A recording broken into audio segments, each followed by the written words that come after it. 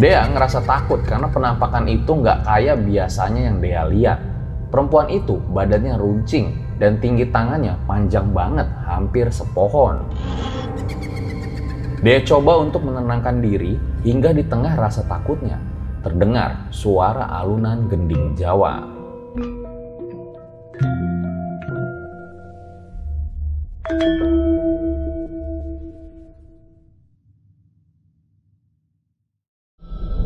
Kembali lagi bersama gue Fajar Aditya. Kali ini di Om Mamat season 3. Kamu yang takut atau mereka yang lari?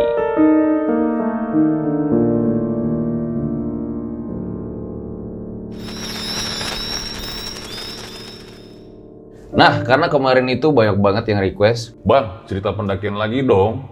Bang, kapan cerita pendakian diupload lagi? Ya udahlah, episode kali ini khusus buat kalian semua. Ada sebuah kisah yang dialami sama Dea ketika mendaki Gunung Gede Pangrango di tahun 2015. Saat itu Dea pergi sama teman-temannya ya, namun dia nggak menduga ada beberapa kejadian horor yang dialami.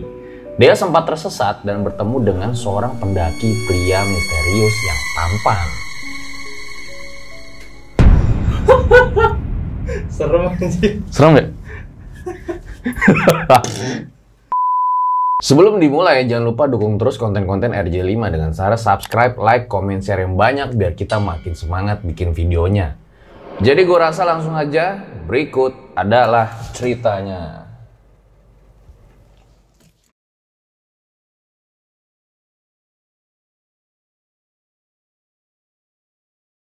Dea adalah salah satu pekerja pabrik di daerah Jawa Barat. Saat itu, ia diajak sama teman-temannya yang masih mahasiswa untuk mendaki Gunung Gede Pangrango.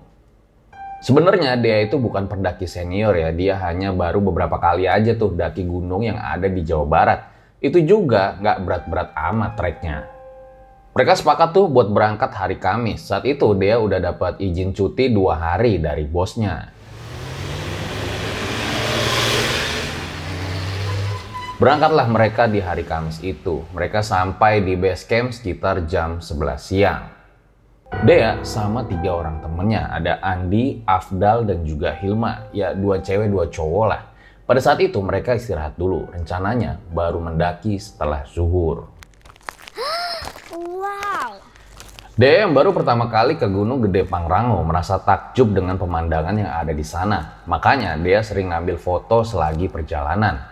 Mereka naik via jalur Cibodas karena jalurnya lumayan landai, meskipun dirasa lebih lama untuk sampai ke puncak. Formasi pada saat itu adalah Afdal, Hilma, Dea, dan juga Andi yang paling belakang. Nah, khusus buat Afdal sama Andi, mereka tuh udah sering naik gunung tersebut, jadi ya mungkin jalurnya udah hafal di luar kepala. Tiba di pos 1, mereka semua istirahat dulu karena emang kasihan Dea ini kelihatan udah kecapean ya. Semuanya masih normal-normal aja. Lanjut jalan lagi tuh ke pos 2, lalu ke pos 3. Lah di sini jalur mulai terjal.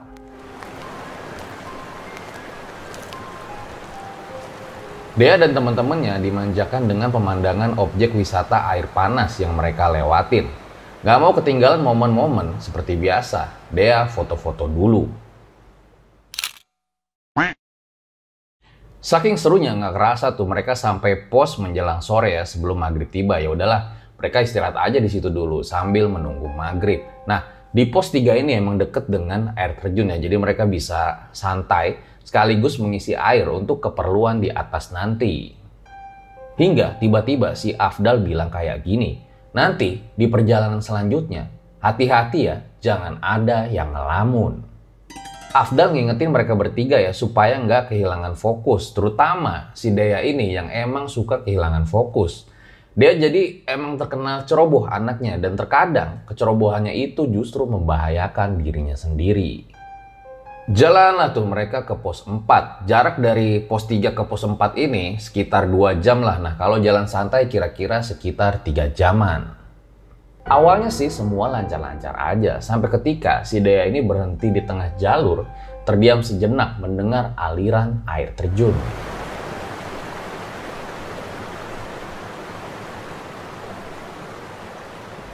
Dia yang waktu itu ada di posisi kedua, emang sedikit ketinggalan cukup jauh ya sama si Afdal nih yang ada di depannya. Daripada kesasar, dia mikir ya udahlah, mending gue tungguin aja dua temen di belakang gue. Kebetulan saat itu masih habis maghrib ya, dia nunggu cukup lama, tapi dua orang temennya ini nggak muncul-muncul juga. Entah apa yang dipikirin sama si Dea ini, sambil nunggu dia malah penasaran sama air terjunnya. Ya udahlah, dia bergegas pergi ke air terjun tersebut. Ternyata jaraknya itu nggak terlalu jauh ya dari posisi Dea berdiri pada saat itu. Ya walau jalurnya itu cukup sulit karena kurangnya cahaya pada malam itu. Untungnya nggak ada apa-apa. Setelah sampai sana, Dea pun membasuh mukanya dengan air jernih pegunungan. Dan setelah puas, Dea pun kembali ke posisi semula. Suasana saat itu sangat sepi. Dea tetap menunggu Hilma dan Andi. Sebenarnya dia tuh bingung, mereka berdua udah lewat apa belum? Kok nggak kelihatan nih dari tadi? Padahal jarak Dea sama yang lain itu sebenarnya nggak terlalu jauh. Dea menunggu di bawah pohon sambil sesekali menyalakan senter untuk melihat sekitar. Hampir setengah jam Dea nunggu tuh, belum juga ada tanda-tanda kemunculan dua temannya itu. Akhirnya Dea pun melanjutkan perjalanan sendiri aja, berbekal dari peta yang dikasih sama Andi sebelum naik tadi.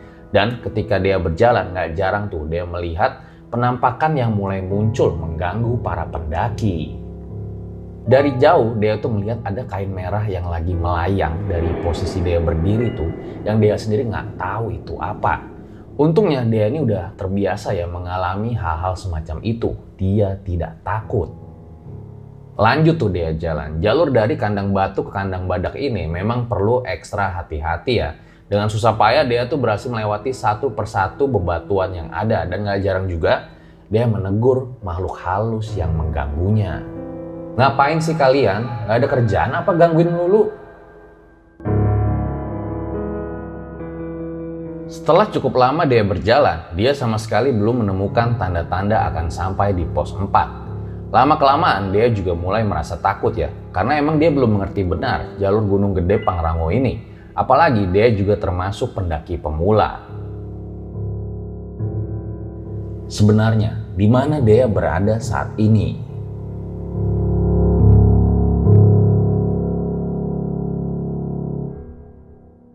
Buat kalian yang punya pengalaman horor nyata, bisa kirim cerita kalian ke email rjl5 atau DM Instagram rjl5.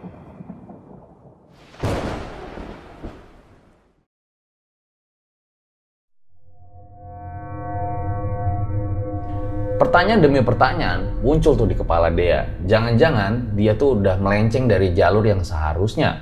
Walaupun dia tuh udah ngikutin petunjuk yang ada. Tapi di satu sisi Dea ini juga ngerasa ya, kok tempat yang dia berdiri itu kayak asing banget. Mana gelap juga, jangan-jangan Dea udah kesasar jauh lagi. Saat itu Dea ngerasa berada di hutan yang cukup dalam dilihat dari tingginya pohon dan juga tanaman. Dea terus lihat tuh sekitarnya. Tapi yang dilihat malah ada penampakan wanita bergaun merah yang lagi melayang. Di situ seketika ya nyali Dea ciut, nggak tahu kenapa nggak kayak biasanya. Dia langsung tuh ngumpet di balik pohon.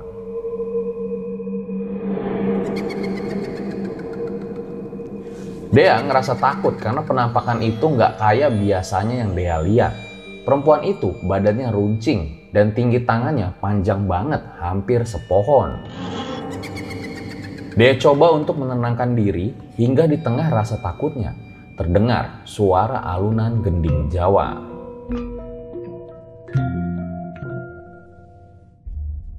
Dea nggak tahu apa yang terjadi sama dia pada saat itu. Dea ketakutan dan dia pun memutuskan untuk nunggu aja di situ, berharap akan ada pertolongan. Mudah-mudahan temen gue bisa nemuin gue ya Allah.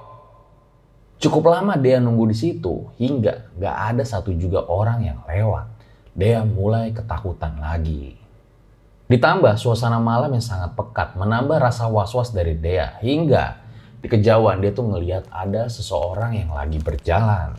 Si Dea bingung. Ya udahlah, dia coba memastikan dengan nyalain senter ke arah orang tersebut. Tapi sialnya, senter itu nggak bisa ke arah sana ya. Entahlah apa terhalang oleh jarak. Dea pun pasrah.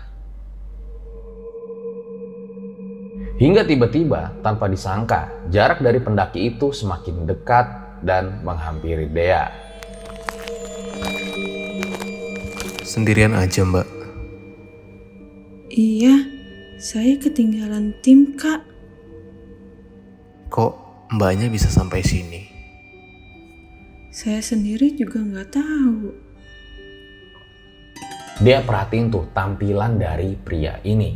Pria pendaki ini lumayan ganteng. Alisnya tebel, kulitnya putih, hidungnya mancung. Pada saat itu, pria pendaki ini memakai hoodie dan juga tas gunung dari sebuah brand yang cukup lama. Tatapan dari pria ini cukup tajam yang membuat dia itu takut sekaligus kagum dengan tatapannya. Mereka pun akhirnya ngobrol-ngobrol ya untuk memecah keheningan. Hingga di tengah-tengah obrolan, dia nggak sadar ternyata wanita bergaun merah itu sedang duduk di atas pohon tempat dia lagi duduk.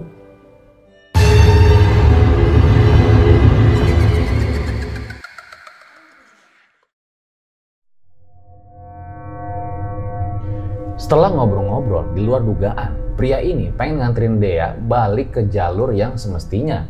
Ya ampun, baik banget nih cowok, ucap Dea dalam hati. Jalanlah tuh mereka menyusuri gelapnya hutan di malam itu. Entah kenapa dia ngerasa laki-laki ini bisa ngelindungin dia.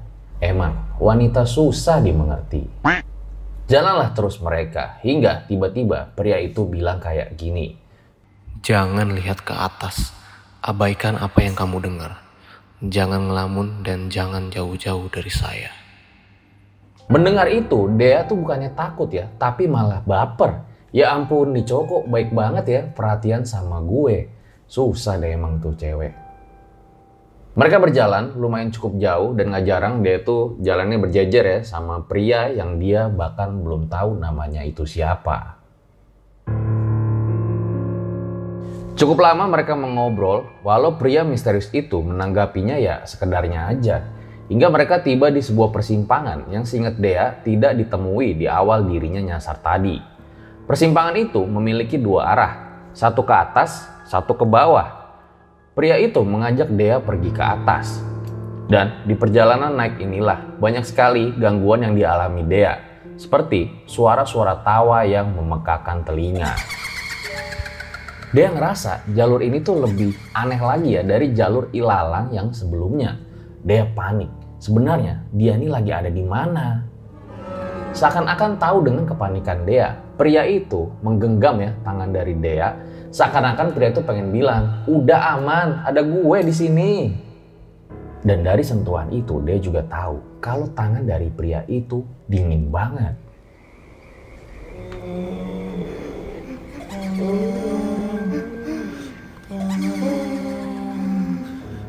Sesuai arahan pria misterius, Dea nggak mau lihat sama sekali ke atas. Meskipun dia juga penasaran apa yang sebenarnya terjadi.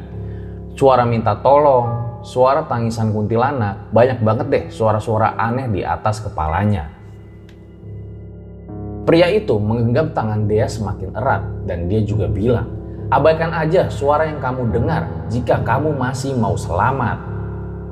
Jalan tuh terus mereka hingga wanita bergaun merah itu kembali lewat ya. Kali ini dia melayang di jalan yang akan Dea lewatin. Tapi lagi-lagi laki-laki itu seakan mengatakan, udah tenang aja, aman ada gue. Mereka mempercepat langkahnya hingga tiba-tiba aja dia tuh ngerasa pandangannya berubah jadi gelap. Yang ternyata tangan dari pria itu menutupi mata dari Dea. Dan ketika Dea udah membuka pandangannya, dia tuh ngeliat sosok dari hantu wanita itu udah nggak ada. Dan dia nggak mau ambil pusing ya, jadi dia nggak nanya-nanya tuh sama pria tersebut. Cukup lama mereka berjalan dari jalur yang tadinya berat jadi makin landai dengan tumbuhan ilalang yang semakin menipis. Si Dea itu juga nggak sadar ya kalau ternyata dia semakin dekat dengan tempat camp teman-temannya.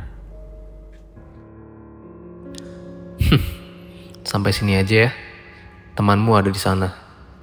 Loh, ini di mana? Dea pergi tuh ke arah teman-temannya dan pas udah nyampe di teman-temannya, dia noleh lagi tuh ke belakang. Ternyata pria misterius itu udah hilang. Dia tuh bener-bener bingung ya, teman-temannya juga kaget. Dan yang bikin makin terkejut lagi, teman-teman Dea itu bilang kayak gini. Dek, lu kemana aja sih? Kita udah nyusulin lu ke bawah, tapi lu nya nggak ada. Kok bisa lu naik dari jalur itu? Kan itu jurang. Masih banyak ya sebenarnya pertanyaan-pertanyaan yang belum terjawab sama Dea sama teman-temannya yang bikin mereka semua tuh jadi bingung. Ditambah lagi, pria misterius itu juga udah nggak ada. Malam pun berlalu, mereka semua turun gunung ya dengan tidak mengalami kejadian aneh apa-apa lagi.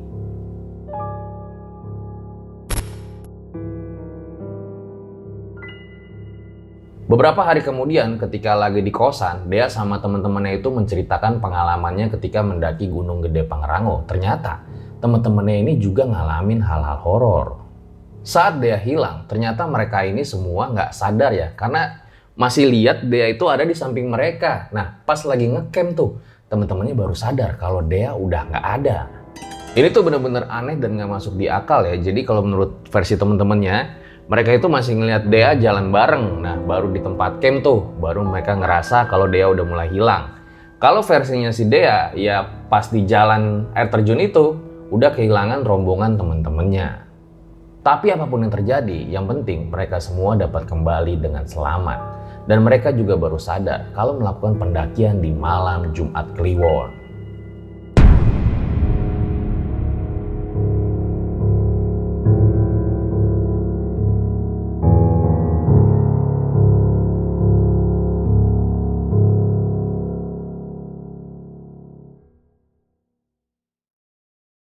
Itu dia guys, sebuah kisah dari Dea ya, dimana sebenarnya ini rada aneh dan nggak masuk di akal. Tapi yang jadi misterius itu adalah siapa sebenarnya sosok pria tampan tersebut. Ya apapun itu, yang penting Dea sama yang lain itu dapat kembali ke rumah dengan selamat. Karena ya tujuan paling pentingnya kalau menurut gua ya dapat kembali ke rumah dengan selamat. Tetap hati-hati dimanapun kalian berada, waspada, jangan banyak ngelamun. Gue rasa cukup demikian ya episode Om Mamat pada kali ini. Gue Fajar Ditya, RJ5 undur diri. Ciao!